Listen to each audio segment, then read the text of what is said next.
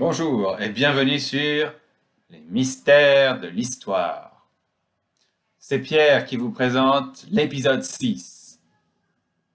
Dans l'épisode d'aujourd'hui, nous allons parler de la reine lyonnaise et genevoise Clotilde, qui vécut vers l'an 500 parmi les décombres de l'Empire romain. Clotilde est née vers 475 à Vienne, Lyon ou peut-être encore Genève. D'origines illustres, elle appartient à la dynastie sacrée goth des Baltes, comme le grand Alaric.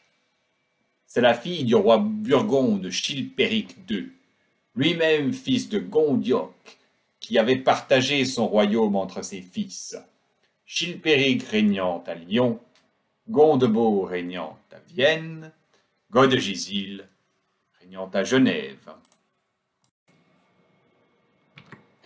Les Burgondes sont des chrétiens ariens, des disciples d'Arius, et de ce fait en opposition à la religion officielle de Rome. Grégoire de Tours est une source majeure sur la vie de Clotilde, bien que controversée. Il nous présente un tableau tragique de la mort du père de Clotilde, Chilpéric, assassiné par ordre de son propre frère, Gondebaud. Clotilde se serait alors réfugiée chez son autre oncle, Godegisile, à Genève. Puis elle se retrouve à nouveau à la cour de Gondebaud, l'assassin de son père, à Vienne. Souvenez-vous de notre épisode 2 et de l'exil du roi Hérode à Vienne.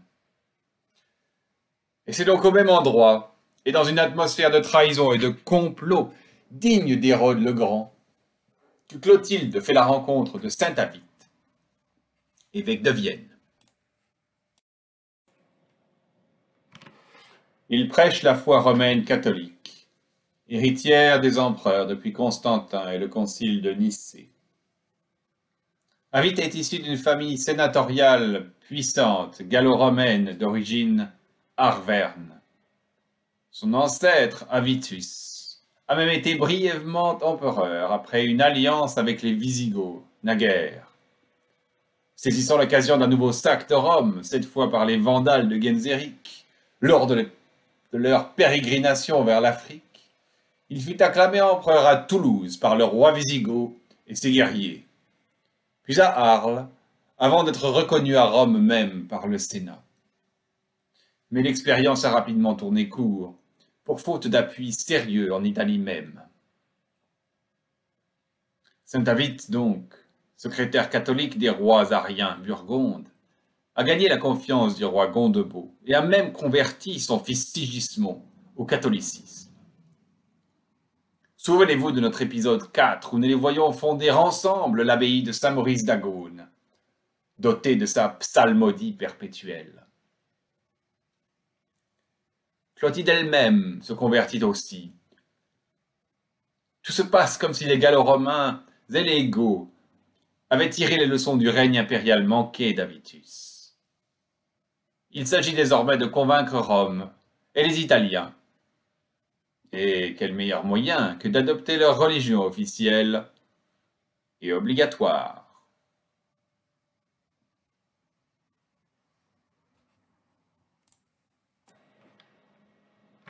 Clotilde rentre dans la grande histoire à l'occasion de son mariage, lourd de conséquences. Elle épouse en effet un petit chef des Francs saliens, Clovis Ier, promis à un grand destin.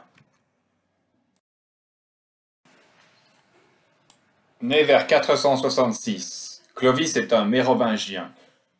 Son ancêtre quasi mythique, Mérové, fut un allié du général romain Aetius contre les Huns d'Attila, qui eux-mêmes furent défaits lors de la bataille des champs cataloniques. Mérové était réputé, selon la chronique de Frédéguerre, avoir été engendré par une bête de Neptune, une créature marine, qui serait la source d'un pouvoir magique, attribué à la dynastie des Mérovingiens. Clovis, lui, est le chef des Francs saliens, un petit peuple de l'actuelle Belgique. Il guerroie pour unifier les royaumes francs.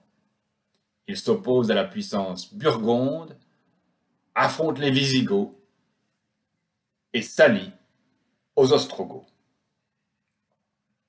Grégoire de Tours est une source importante sur la vie de Clovis, dans son Histoire Francorum, bien que souvent polémiste et romancé. Sur le fond de la déliquescence de l'Empire romain d'Occident d'un point de vue politique et d'une grande division religieuse entre le christianisme nicéen et arien, Clovis le Mérovingien est un païen, vénérant les dieux germaniques. Le sud de l'ancienne Gaule se divise, à l'est, entre la Sapodia des Bourgondes et le sud-ouest, au sud de la Loire, qui appartient aux Wisigoths, qui contrôlent aussi l'Espagne.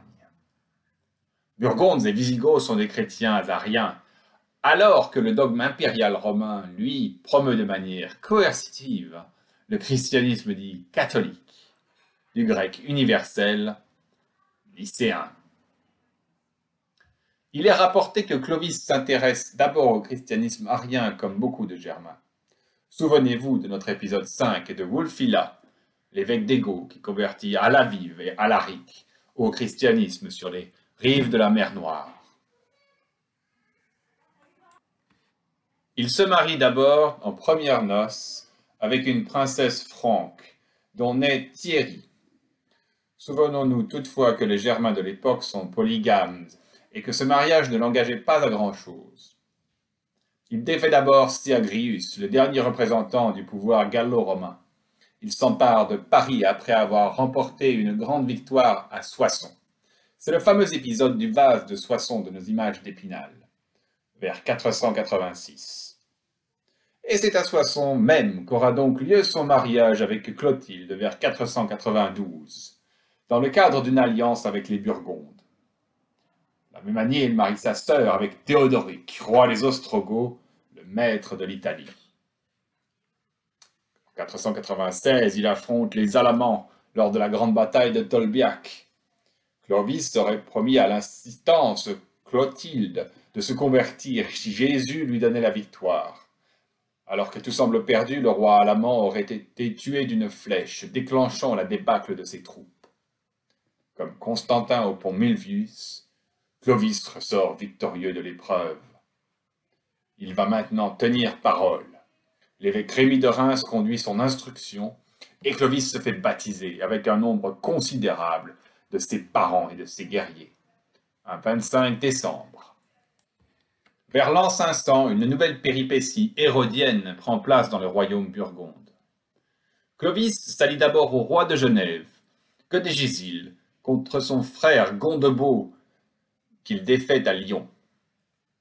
Mais lorsque le roi wisigoth Alaric II porte secours à Gondebaud à Avignon, Clovis abandonne Godegisil et se rabiboche avec Gondebaud pour faire front face à leurs puissants voisins de l'Ouest. En 502, son fils aîné Thierry épouse la fille de Sigismond, lui-même fils de Gondebaud, que nous connaissons déjà comme le fondateur de l'abbaye de Saint-Maurice d'Agone. Séverin, abbé de Saint-Maurice, guérira miraculeusement Clovis d'une maladie. En 507, c'est la grande offensive vers le sud. Soutenu maintenant par l'empereur romain d'Orient, Anastase, les Francs franchissent la Loire et se mettent en ligne de bataille près de Poitiers, à Vouillers. Le terrible carnage est aussi l'occasion d'un triomphe personnel pour Clovis. Lors d'un combat singulier d'épiques proportions et conséquences entre les deux rois, il récupère les dépouilles opimes de son adversaire irréductible, le grand Alaric, arrière-petit-fils de l'auteur du sac de Rome. Souvenez-vous de notre épisode 5, qu'il tue lui-même en combat singulier. Les Wisigoths perdent donc l'Aquitaine et se retirent en Hispanie. Ils ne gardent que la Narbonnaise et la Septimanie. En 508, ayant reçu le consulat de l'empereur d'Orient, Clovis procède à son tour à un triomphe selon la mode antique, semblable à bien des égards au triomphe de Titus, après sa victoire sur Jérusalem. L'héritage de Clovis est significatif. Il unifie un territoire très semblable au territoire de la France contemporaine et établit Paris comme capitale sur les restes de la ville de Sainte-Geneviève. Tous les rois français seront sacrés à Reims. Pensons à l'histoire de Jeanne d'Arc. Il inaugure également la politique césaropapiste des souverains français. Une vingtaine de rois de France porteront son nom, Louis, le nom le plus porté par tous les souverains français. Enfin, la défaite wisigothe met un terme aux ambitions séculaires de l'hérésie arienne et préfigure son extinction ultérieure sur le plan religieux lui-même. Alors, chers amis, est-il présomptueux de penser qu'il y a un lien entre les intrigues de Clovis et des Burgondes qu'ils influençaient et l'exil naguère de la cour d'Hérode à Vienne même, lieu des plus tragiques de ces événements? Tout se passe comme si une tradition iduméenne suintait à travers les âges dans cette ville. Pourquoi la reine Clotilde et son cousin Sigismond ont-ils choisi de se convertir au catholicisme romain, quittant ainsi le camp de l'arianisme?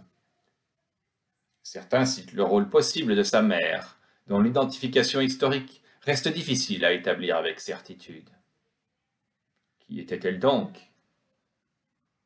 Enfin, Clovis, en tuant Alaric II de ses propres mains sur le champ de bataille de Vouillé, a-t-il réussi à s'emparer du trésor des Wisigoths avec, pourquoi pas, des ustensiles et des trésors du temple de Jérusalem même, pillés par Titus en 70 et transportés à Toulouse par Ataulf vers l'an 400 après le sac de Rome? Une autre légende raconte que la tombe d'Alaric II, dernier roi wisigoth de Toulouse, se trouverait enterrée dans le mont Alaric, non loin de Carcassonne, avec un vaste trésor. J'espère vous avoir un peu intrigué, et je vous invite à me rejoindre bientôt pour de nouvelles découvertes, de nouveaux mystères. Ceci n'est plus le début, mais l'histoire est encore jeune. Carthago delenda est.